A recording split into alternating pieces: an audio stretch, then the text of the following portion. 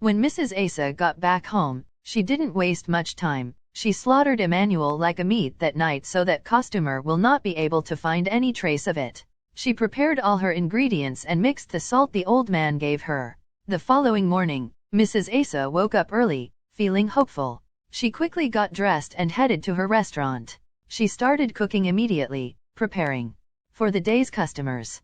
As the day went on, customers started coming in, one after the other. They were all raving about the food, saying it was the best they had ever tasted. Mrs. Asa was thrilled, knowing that the old man's charm was working. Once upon a time, there lived a woman named Mrs. Asa. She lived together with her husband, Mr. Asa, in a small village named Akito in the eastern part of Nigeria. Akito was a peaceful village surrounded by farms and forests. The villagers were friendly and lived in harmony with one another. Mrs. Asa and her husband, Mr. Asa, were a happy couple. They had been married for over a year and they were happy to be together. Mr. Asa was a hard-working farmer who spent most of his days on the farm, working tirelessly to provide for his family. One fateful day, disaster struck. Mr. Asa went to the farm with his friends, but he didn't return home. His friends came back to the village, looking worried and scared. What happened? Mrs. Asa asked, feeling a sense of unease. We were working on the farm, one of Asa's friends explained. Asa went to fetch water from the stream, but he didn't come back. We searched for him everywhere, but we couldn't find him. Mrs. Asa was shocked and devastated. She couldn't believe that her husband was gone. She thought to herself, Asa has been a farmer for many years. He knows the farm like the back of his hand. There's no way he could have gotten lost or hurt.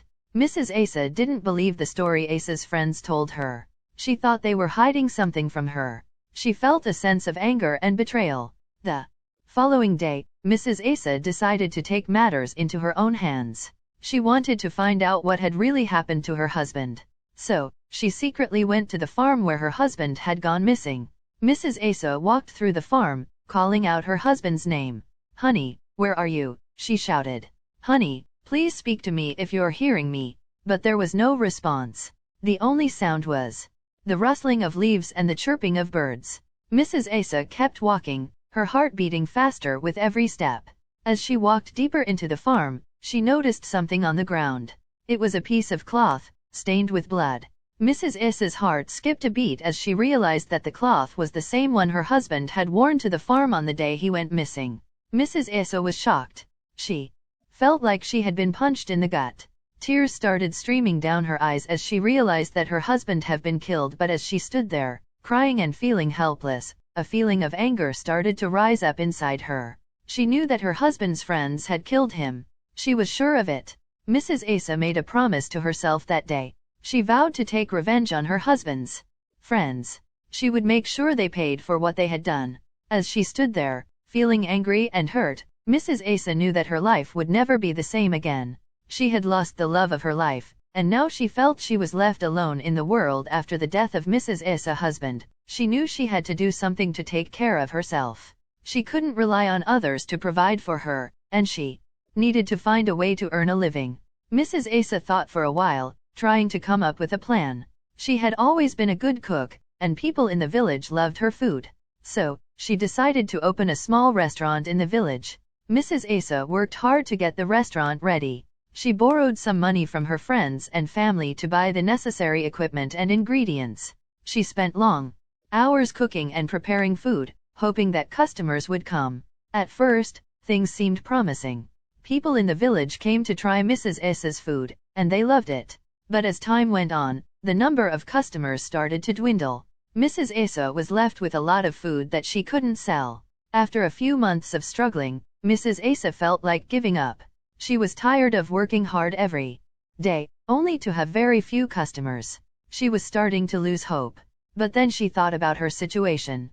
If she stopped working, she wouldn't be able to take care of herself. She wouldn't be able to afford food or pay her rent.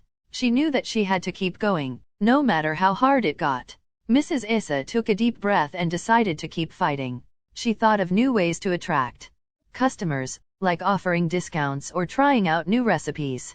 She was determined to make her restaurant a success, no matter what it took. As she worked hard to keep her restaurant going, Mrs. Asa couldn't help but think about her husband's death. She still didn't know what had really happened to him, and she was determined to find out. Ever since Mrs. Asa opened her new restaurant, she had been struggling to make ends meet. Her restaurant was not doing well, and she was desperate for a solution. One day, she thought about visiting an herbalist. She had heard that he was a powerful man who could help her with her problems. So, Mrs. Asa went to the herbalist's chamber. The old man was sitting on a mat, surrounded by strange objects and herbs. Mrs. Asa greeted him and told him that she needed his help. The old man looked at her with piercing eyes. "I already know what you came for," he said. "You can go straight to the point." Mrs. Asa was shocked. She wondered how the old man knew what she came for. She composed herself and told him that she needed to make sales in her business. Customers were not coming like before. The old man smiled a little. "Is that the only thing you need?" he asked.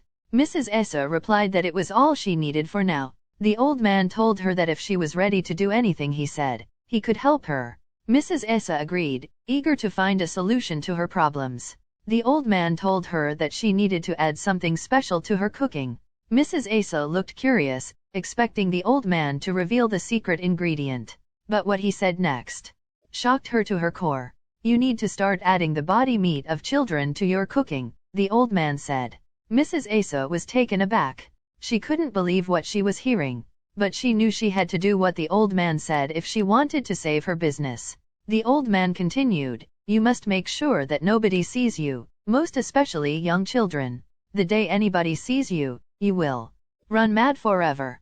Mrs. Asa felt a chill run down her spine. She knew that she was taking a huge risk, but she was desperate. She agreed to do what the old man said, promising to keep it a secret. The old man gave her a small container of salt. "Add this to your pot after killing any child," he instructed. Mrs. Asa took the container, feeling a sense of trepidation. She knew that she was crossing a line, but she was determined to save her business. As she left the old man's chamber, Mrs. Asa felt a sense of unease. She knew that she had made a pact with a dark and sinister force. But she was willing to do whatever it took to succeed. When Mrs. Asa arrived that day, she happy and a little bit concerned about the task ahead. Suddenly, the thought of avenging her husband's death came into her mind. "I will use Mr. Ise and Mr. Auna children for this task," she thought within herself. "At least, that will stand as my own gain after killing my husband," she said. "But his will I go about with this? It's not going to be an easy thing for me," she said to herself. Later in the night, Mrs. Asa decided to take a walk to Mr. Ise's house. She pretended as if she was going out, but she had a plan to kidnap any of Mr. Ise's son. On her way, she saw Emmanuel, Mr. Ise's first son, coming back from an errand. It looks as if his parents had sent him to get something. Mrs. Asa approached him. She did something mysterious and Emmanuel became dumb. He started following her until they got to Mrs. Asa's home. When Mrs. Asa got back home, she didn't waste much time. She slaughtered Emmanuel like a meat that night so that customer will not be able to find any trace of it. She prepared all her ingredients and mixed the salt the old man gave her. The following morning, Mrs. Asa woke up early, feeling hopeful. She quickly got dressed and headed to her restaurant. She started cooking immediately, preparing for the day's customers. As the day went on, customers started coming in, one after the other. They were all raving about the food, saying it was the best they had ever tasted. Mrs. Asa was thrilled, knowing that the old man's charm was working. From that day on, Mrs. Asa's restaurant started booming. Customers were coming from all over, eager to taste her delicious food. Mrs. Asa was making more money than she had ever made before, and she was grateful to the old man for his help. But despite her success, Mrs. Asa couldn't shake off the feeling that something was off. She knew that the old man's charm had come with a steep price, and she wondered what the consequences would be. One faithful day, Mr. Ise came to Mrs. Asa's house. He looks very sad and worried. He asked her if she had seen his son. "What do you mean? Am I your son's keeper?" Mrs. Asa asked as if she don't know anything about him. "I'm sorry, it's just that my son suddenly got missing since 2 days night, so I have been going around asking the neighborhood," Mr. Ise replied. "Okay, I don't know where he is, maybe you should check other compound," Mrs. Asa said, try to sound innocent. Mr. Ise felt sad unknowingly to him that Mrs. Asa was behind the disappearance of his son. This was how Mrs. Asa continued. Not only did she kill Mr. Ise son. She will also killed Mr. Auna's son and sell it in her restaurant and nobody have idea about it. Her restaurant was booming. Customers kept coming in, day and evening. Within a few months, she was known in all the communities in the village. Everyone wished to have a taste of her delicious food. One day, a young lady named Emily heard about Mrs. S's food. She had heard how sweet it was. So she decided to give it a try. When Emily got to Mrs. S's restaurant, they greeted each other warmly. Emily ordered a plate of food with meat inside. Mrs. Asa smiled and told her it would be ready soon. As Emily waited for her food, she couldn't help but notice how busy the restaurant was. There were people of all ages, eating and chatting. The atmosphere was lively and welcoming. Finally, Mrs. Asa brought Emily's food. Emily was excited to take a bite. As she continued eating, she saw a strange thing that looks like an human hand. She was shocked but she couldn't alarm other customers because it was her first time and she don't really know much about the culture, but she couldn't just let it go. She decided to know her house and also further her investigation on how she cook her food. Later in the evening, after Mrs. Asa had closed for the day, Emily decided to follow her home secretly. Her first mission was to know where Mrs. Asa lived, and secondly, how she cooked her food. Mrs. Asa walked home, unaware that Emily was following her. Emily kept a safe distance, making sure not to be seen. When Mrs. Asa got home, she walked in, still unaware that Emily was watching her. Emily stood at the backyard, looking through every corner of the window. She was determined to find out what Mrs. Asa was hiding. After a few minutes of searching, Emily finally found a window where she could see clearly. She peeped through the window, and what she saw made her blood run cold. Mrs. Asa was cutting up something that looked like a human body. Emily felt a wave of nausea wash over her. She couldn't believe that she had eaten food cooked by this woman.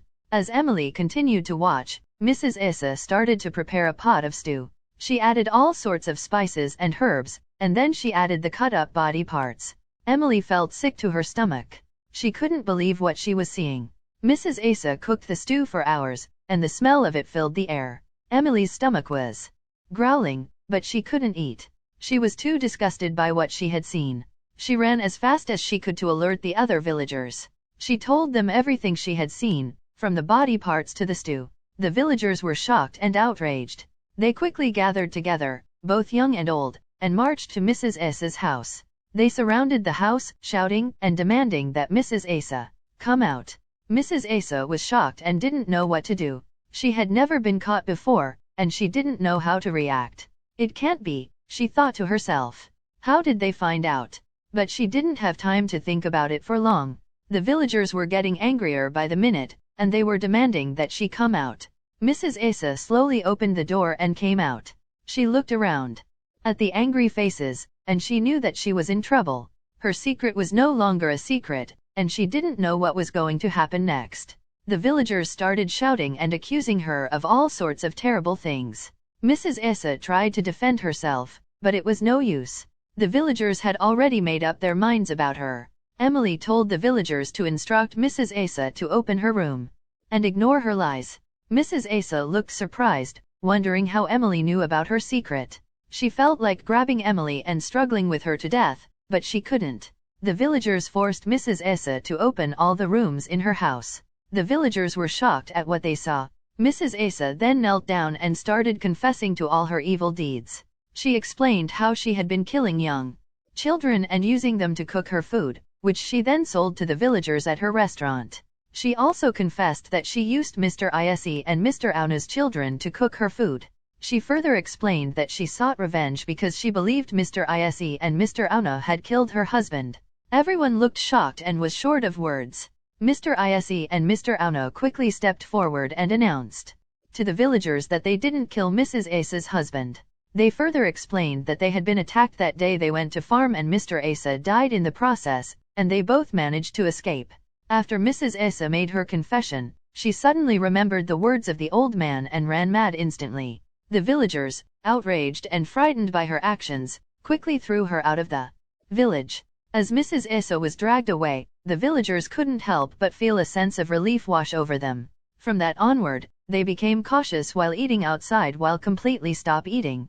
I hope you enjoy and learn a lot from this interesting story. Please like, comment and subscribe to our channel so you will notified anytime we post new video. Thank you and God